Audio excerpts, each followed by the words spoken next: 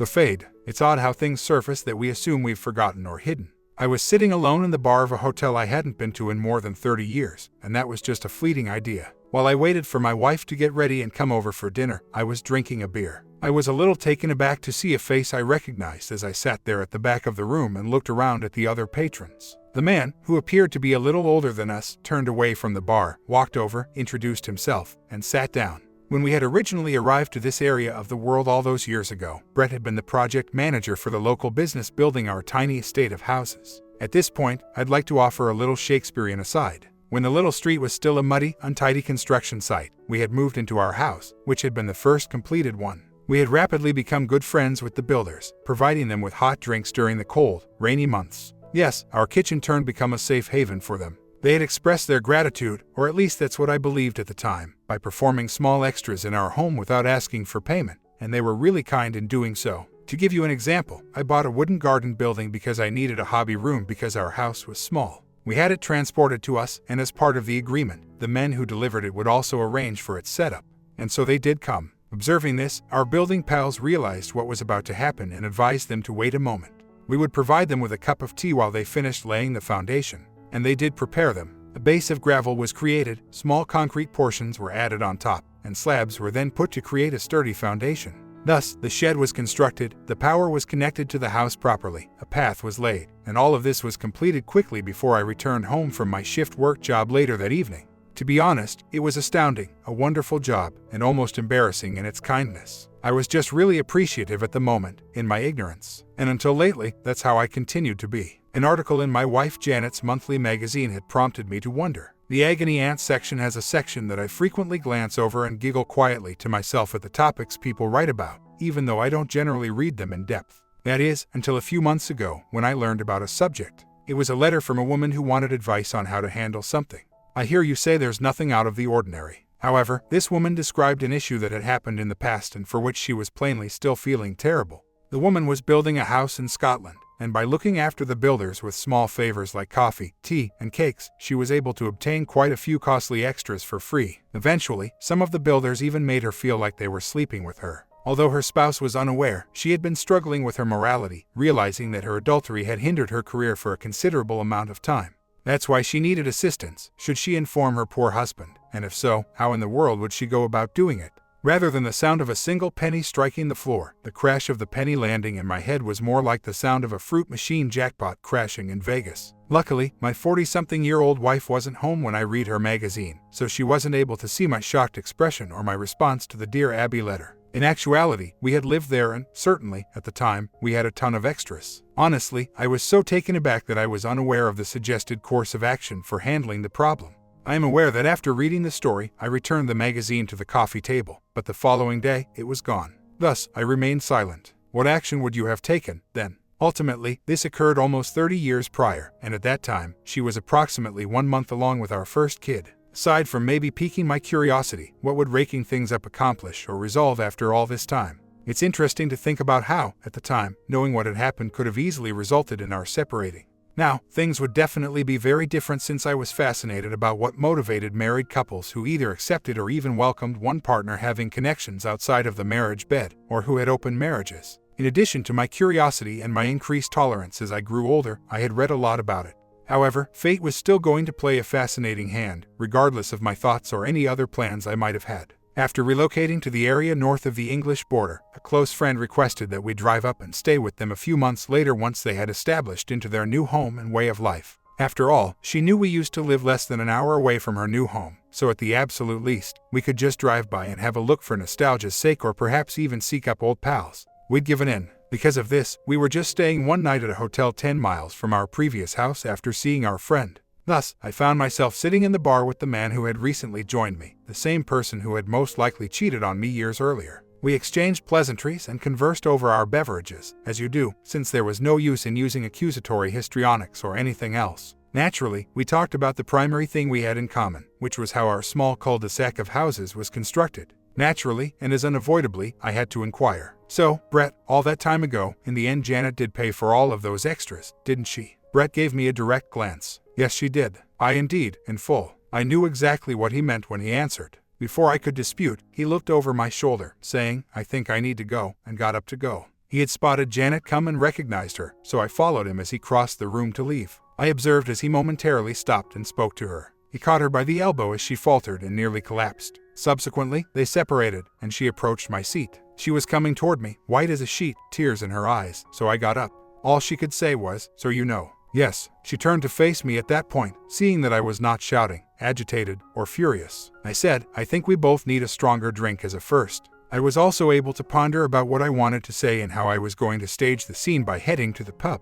I came back carrying 2 double scotches and offered her one while I sat down. She took it and looked at me as if her life had just fallen apart as she drank it all in one go. I took a deep breath and replied, "Well, at the very least we both need to talk, openly and honestly. However, before we do, I need to tell you something about my thoughts. Hear me out and let me say my piece, then you can have your say. Do you want to stay here in the bar? It's open and with the background music it's also discreet. Or would you rather grab a bottle of wine and go up to our room? Rest assured I'm not going to make a scene or shout or scream or worse. Or do you want something to eat first?" Janet was staring at me. "I can't eat just now, I don't feel well as it is, so perhaps cancel our table and take a bottle of wine to our room. There's some bottled water there as well if we want it."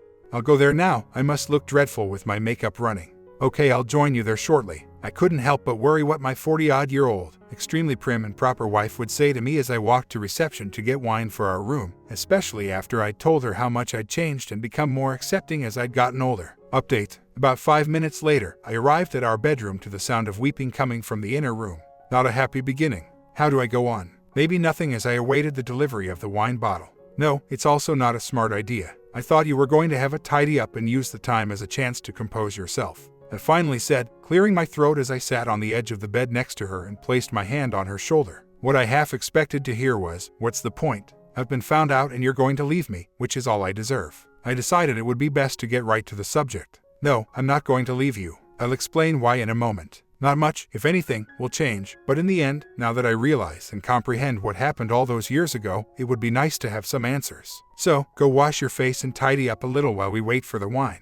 When I told Janet I wasn't going, she gave me the scowl and at least stopped crying before heading to the bathroom. After a few minutes, even though her eyes were still quite red, she emerged looking more tidy and composed, and at least not crying. After the wine arrived, I poured us each a glass and handed one to her before going to seat in the chair across from us. She sat there looking nervous and impatient, so I cleared my throat and said, "So let me give you some thoughts that I've been having. Hear me out and then you can tell me what you think." She nodded. "Remember when we used to reside here? Being the first ones on the site, we had a great opportunity to get to know Brett and the workers. That kind of person and I had always gotten along well. In fact, it seemed to work out well for us. We received an incredible amount of extras, some really large, for free. No direct expense, though, I'll correct that right away. Since we had just purchased our first respectable home, I was trying to provide us with a financial cushion by working as much overtime as I could. I guess it's my own fault, I was very ignorant. Furthermore, I never considered the possibility that there may have been other forms of money involved all those years ago. However, weren't there already ones?" Janet opened her mouth to say something, but stopped when I raised my hand.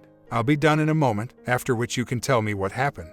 Brett just verified it, he didn't tell me, you know. Not that I had guessed or even given it much thought until I came across that article, which swiftly vanished from view, in your magazine's Agony Aunt section around 6 months ago. Yes, the one in which the woman admitted having an affair with the builders in order to obtain all the enticing extras she desired. She wanted to know how to deal with it and get over her guilt and her repressed cravings, but her husband hadn't found out. By the way, what was the advice? I never got around to reading the remainder of the magazine after reading it for some reason, and the next time I searched for it, it was gone. I'll hand things over to you now. I have a good idea of what might have happened, so please don't try to brush over it. I'm not sure why you sent the letter. Even if it's hard to tell me the truth right now, I think I'd like to know it. Since neither of us can afford a divorce, we should discuss it and see what agreements we can reach. Since I was waiting for a suitable opportunity to speak with you after we had essentially worked things out 6 months prior, I don't see the value in being resentful, cruel, or spiteful. All I want to know is why." Update. Janet turned to face me, took a big sip of her wine, and began speaking. Her voice was faint and tremulous at first, but as she spoke, it became steadier and more normal. "First of all, you are quite correct that everything we own came at a cost. Let me state it clearly, it was a bonding experience." At this point, Janet's eyes began to well up with tears once more, but she collected herself, wiped them with a tissue graciously given by the hotel, and carried on. "So how did your modest, non-risque, convent-educated, stay-at-home, expectant wife get rewarded for having a nice time?" On this occasion, she used her hand to quiet me, and I made the decision to refrain from speaking and instead allow her to express herself. As Janet stood up and added more wine to her glass, I believe I was relieved that I had bought 2 bottles rather than just one, as it appeared we might need the second one before the evening was through. She didn't really look at me as she spoke, staying upright and moving slowly up and down the room. Well, you were correct when you said that we took care of our workers, and you also mentioned that we always had in those kinds of situations. However, I was not ready for how things turned out, though maybe I was being naive in retrospect. You were also correct when you said that you were working too hard, and yes, I did feel neglected. In reality, though, I was alone, as the location was not at all like the welcoming neighborhood down in the southwest where I grew up. You are aware that having aging parents made them more guarded. I was never allowed to go out with my friends on Friday or Saturday nights when they went to the movies, the bar, or even worse, dancing. I had to maintain a perfect image. I would go out for coffee or ice cream with my girlfriends, flirt a little with the boys, but I would always be home by 9 o'clock. Janet, oh so boring, such a bloody sin. The bad girls, or the ones who had left school and were allegedly pregnant, were the subject of discussion among our friends. At least one of the girls had gone all the way in the back of a car. I don't believe the truth was ever discovered. Then there were the 2 or 3 individuals who continued to reside in the hamlet prior to meeting their future spouses. I was astounded that a spouse who was still living there could be having a beer in the pub with a friend, both of them aware that not too many years prior, his future bride was getting engaged. I acknowledged that I could have prevented things from getting out of control. However, I also realized that becoming pregnant had permanently altered my life, and I had to seize the opportunity to experience some of life's more adventurous aspects now or never. I so made the hasty decision to back down when Brett started making attempts. I was completely unprepared for what happened next. I was standing at the window, both hands leaning against the sill and staring out. Brett put his coffee down and came and stood very close behind me, close enough that he could put his hands around my waist and pull me back against him. I nearly had a heart attack because it was still so unexpected, and I put my hands over his and just said, "Brett, stop that. I'm a pregnant, married woman, and I'll scream," he said in my ear as he pulled me back to him. "I don't think you will, he said in my ear. "Then, I think you might have to make it more worth my while." Thankfully, nobody was outside the rear that morning, or else they would have been able to observe exactly what was happening and what came next. Without saying anything more, Brett finished his lukewarm coffee and walked back outside, looking very thoughtful. I, of course, just went and got dressed. A short while later, the carpenter showed up with a few guys carrying floorboards, so your darling wife had just relaxed, and the foreman took payment for the extra items. So that's when it all began. The only trouble was I enjoyed it. Brett came back and later in the day to check how they were getting on and out of their hearing again started to apologize. I stopped him and just said that I knew he and you had a drink together occasionally and you must never know. Which is what had happened until that bloody piece I wrote was published and you read it, which you weren't meant to do. It was enjoyable for us. Update. After getting everything off our chests and realizing we were both hungry enough to eat, we decided to head down to the restaurant before it closed. We quickly changed into our clothes and took a shower. While the food was being cooked, I also made the decision that perhaps we could remain an additional night or 2. So, I excused myself and proceeded to make plans for a few more nights. Fortunately, there wasn't much activity at this time of year, so they could cheerfully accommodate us. At Janet's suggestion, we returned to our hotel after supper. Ultimately, there were 2 things to discover: an unopened bottle of wine and, I suppose, some unresolved matters. Janet was a little less stressed about what had happened now that she realized I wasn't going to burn up in smoke and was actually turned on by her story. To be honest, I was just astounded at the seeming change from one extreme to the other. Janet folded her feet underneath her as we sat back down. She grimaced and continued, "I suppose you'd better know the rest of the sordid details." All I did was nod. Well, I didn't see Brett at all during the next few days because he was off-site. After completing their work in the roof area upstairs, the carpenters returned to their other projects. You simply came and went, sleeping and eating in the house. I received the typical lack of attention from you, but I wasn't as concerned because I was used to it at this point. It was now my turn to frown at her newfound word. In actuality, Brett hadn't returned to the kitchen until Friday morning, the conclusion of the week. Once more on his own, I had just turned on the kettle and was standing there in between tasks. It was silent once more, and as you are aware, we weren't forgotten. He just walked in and said hi, startling me a little because the door had been open as usual. Since he was still quite silent about what had happened, I thought I may attempt calming him down a little. I approached him, placed my hands on his shoulders, and gave him a kiss. He gave a real flush, particularly after I told him not to worry and that I had enjoyed it and that I needed what had transpired just as much as he did. It was nice to be back in our bedroom and playing like rabbits in a matter of minutes, though I'm not sure how that happened. Sven, it was fun. It satisfied a desire once more and was nice and what I wanted. As I listened to Janet, all I could think about was what an incredible revelation that was, since she had never done that for me. Soon later, you received a promotion and were relocated back to the south. Following that, I believe Brett and I relaxed every day until the doctor advised me to postpone our bonding until after the baby was delivered. Geez, maybe you didn't miss me as much as I was worried about back then, I remarked. Was Brett the lone individual? Maybe I should explain that point too, I reasoned. I thought that would happen, but it didn't work out that way. I'm not too proud of it, though, now that I look back on it. But before I go on, there's something you should know. Okay, then, I said, go on then. All this was the reason I didn't kick up a fuss when you had that 6-month affair 8 years ago. A bumbler. And I believed that I had gotten away with it by being stealthy. It was Janet's turn to furrow her brow now. You had to be kidding, she exclaimed. In my situation, at least, Brett and I might have been playing around briefly, right under your nose, but you were either unaware of it or chose to ignore it. I was made aware of your affair within a week of its beginning. I knew because I could read you like a book. Even I guessed who it might be. I just realized that I couldn't be so hypocritical and I didn't deserve to confront you about it. But allow me to continue. Brett came to me for his afternoon session after the loft was finished and before you were posted to the south. After we fell asleep together, he told me you'd enjoy Gary. Gary was the electrician and a little bit younger. He was quiet and a little bit shady. Him, I remember him, I responded. Wasn't it he who wired the extension to the garden workshop? You're correct. I asked Brett why I might like him, but that was a little later. Brett informed me that he had a reputation for being hung like a horse and had an intriguing shape. I chuckled and informed him that, in reality, being hung like a horse wasn't all that remarkable, as I'd experienced enough of it with you and it wasn't always comfortable. Brett informed me that Gary would install good lighting for us in the loft if I gave him a little encouragement. Since your modest little wife was clearly loving the attention and the bonding, I have to admit that I said, on the heat of the moment, okay, but no one else and he, Gary, would need to be very discreet. Gary remarked that Brett had told him I had a task for him to look over when he stopped by later that day for his afternoon cup of tea. By then, though, I had made up my mind about how I was going to play it, so I had changed out of my underwear and into a short skirt. I like to shave, and Brett knew that I was fairly bald down there, so he wouldn't be fooled. Bloody hell, I said, and you told me the doctor had told you to remain shaved after that internal he'd given you. Janet chuckled. You know, you were extremely naive. It was almost too simple to lead you astray when you were at home. The most important part was that the boys, or workmen, continued to visit and we continued to joke around a little bit so you wouldn't grow suspicious. In any case, I told Gary to follow me up to the loft and I would show him what needed to be done. The most incredible body I have ever laid eyes on, not that I've seen many. He was literally shaped like a curved scimitar and approximately as long and thick as you, but shaped the same as a regular banana. At that point, it came down to yours, Brett's, and finally Gary's. Very likely the same length as you, but very curvaceous. Even though it was challenging given his shape, I couldn't help but want to eat him. That time, I just spread my legs and leaned forward over a chair that we were storing up there since I didn't want to squander what was going to happen.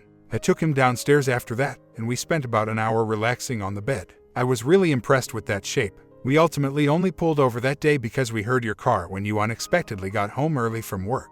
Gary barely made it out the rear door as you were inserting your key into the front one, so it was a very close call. By then, I had also reached for my elastic pants since I was afraid I may leak through them. That's why I went to sit on the toilet just as you entered. That evening, I did feel a little horrible because, for the first time in a long time, you asked for affection, and I declined because I was too sore and it had been a rough day. I was, but it was unrelated to the baby at all. In fact, I had to limit myself to making sure they had a wonderful time the following day. So it was just Brett and Gary? I inquired. Janet answered, blushing, yes. Though in the end it was simply Brett almost every day and Gary twice or 3 times a week. The others were aware that we were playing. Well, I did ask and I did want to know, I replied. Now that midnight has passed, maybe we should head to bed. As I mentioned before, Janet had never given me, her husband of more than 40 years, a proper time. At that moment, I thought it would not be a good idea to inform her that I'd had a lot of fun during my affair. After taking a shower and getting dressed, we had breakfast. Janet was much easier and more at ease now than she had been the previous evening.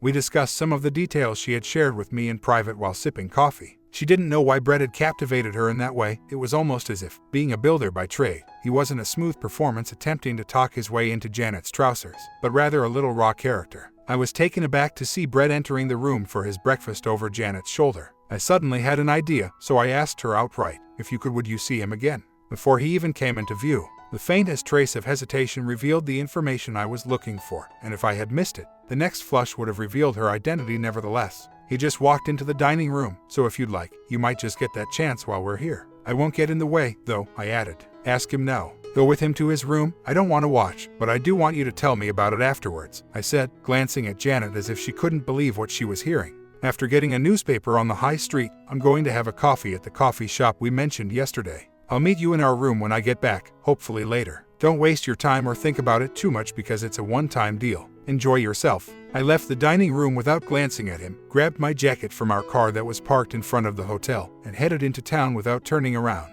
Nearly 2 hours had passed when I returned to the hotel lobby and almost ran into Brett, who had just checked out and was in the process of departing.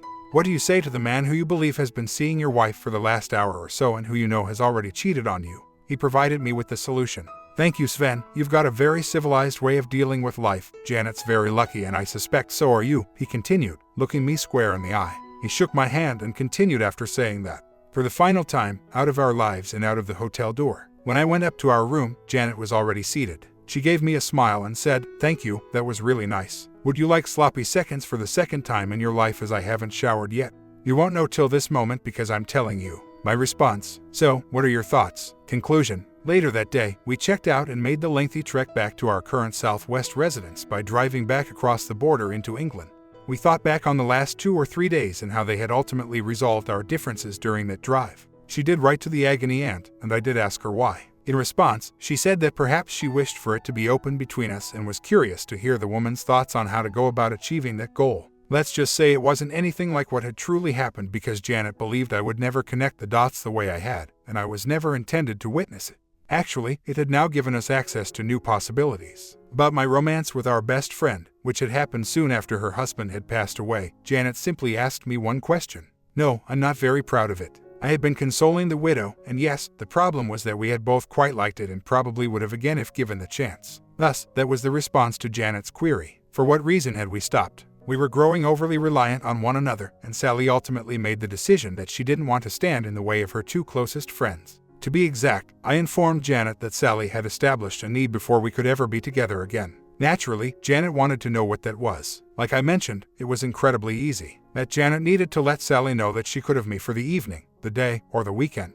The revelation needed to happen in front of me, directly to Sally's face. Sally will be visiting us in a few days for a week-long vacation. Based on the sparkle in Janet's eye, I believe there's a high chance I'll be busy making 2 very dear friends and needy loves happy. My comment, can you even recover from relationships like this? It seems with these OP, affair is just a walk in the park. You agree? Comment down below, sub and bell, and I will catch you in the next one.